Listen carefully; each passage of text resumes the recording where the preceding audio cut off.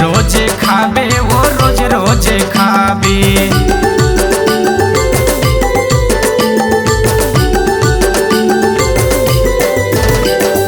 चना गहूँ के होरा कहाँ तय पाबे, कहाँ तय पाबे वो कहाँ तय पाबे। आबे खावा हूँ मोरे गाँव मावो, आबे खावा हूँ मोरे गाँव माना। आबे खावा हूँ मोरे गाँव मावो, आबे खावा हूँ मोरे गाँव माना। चना तिउरा के होरा, चना तिउरा के होरा, आबे खावा हूँ मोरे गाँव मा। चना तिउरा के होरा, चना तिउरा के होरा, आबे खावा हूँ मोरे गाँव मा।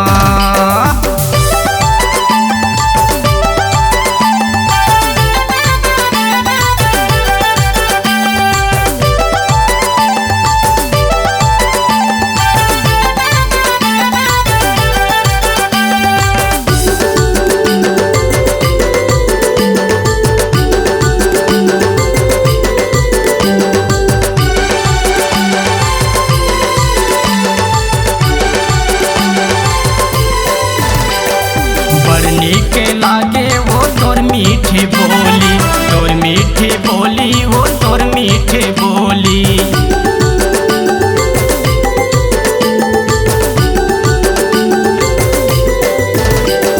मनला मोर भाई रानी हंसी ठिठोली, हंसी ठिठोली।